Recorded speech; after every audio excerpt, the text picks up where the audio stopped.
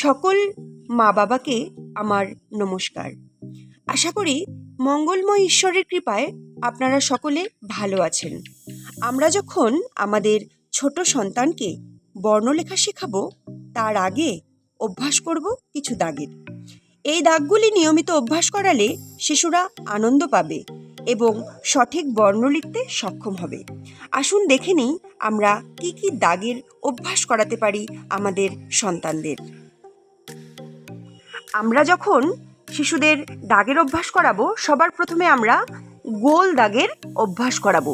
কিন্তু আমরা ওদের সঙ্গে কথা বলবো গোলের বিষয় নয়, আমরা কথা বলবো রসগোল্লার কথা বলে।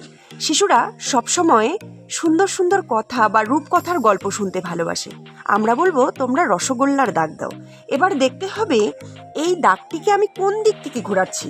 সবসময় এদিক থেকে নয়, বাঁ দিক থেকে নয়, আমরা ডান দিক থেকে ধরবো। ডান দিক থেকে শুরু করব, সুন্দর করে এই গোলটাকে, মিষ্টিটাকে বা রসগোল্লাটাকে সম্পূর্ণ করব। সবসময় শিশুকে বলবো গোল দাগ নয়, মিষ্টি, চলো আমরা মিষ্টি বানাই, তাহলে ওরা আনন্দিত হবে। এবারে আমরা দাগের অভ্যাস করব একদম যে বাংলা লাইন আছে মাথায়, সেটার সঙ্গে এরকম একদম লাইনে পেন্সিল দিয়ে ছোট ছোট করে এভাবে দাগ দেওয়ার ক্ষেত্রে আমরা ব্যবহার করতে পারি এটাকে কি বলে, ছাতা বলে। চলো এই দাগটাতে আমরা সুন্দর ছাতার মতো একটা করে দাগ। এবারে অভ্যাস করব এই দাগের, যেটাকে আমরা সম্বোধন করতে পারি যে চলো গরুর কান আঁকি।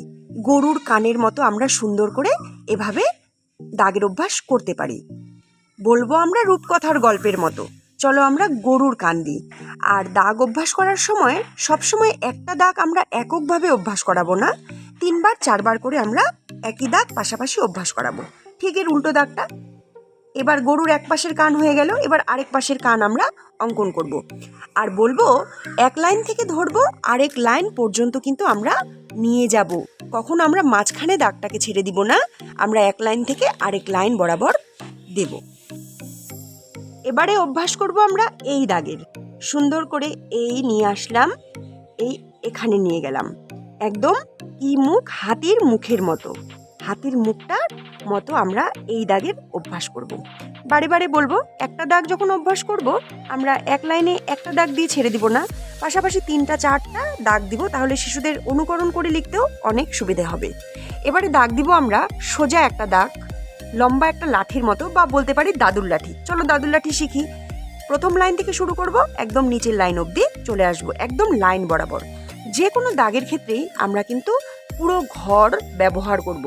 শিশুরা যখন প্রথম অবস্থায় বর্ণ শিখবে, আমাদের কিন্তু অবশ্যই বলতে হবে ঘর ভরে লেখো। এবারে আমরা অভ্যাস করব এই দাগের আড়াআড়ি করে, লাঠিরই মতো কিন্তু আড়াআড়ি করে, আড়াআড়ি ভাবে আমরা একটা দাগের শিশুদেরকে অভ্যাস করাবো। আবার ঠিক এর উল্টোটা, এই যে এইভাবে সুন্দর করে।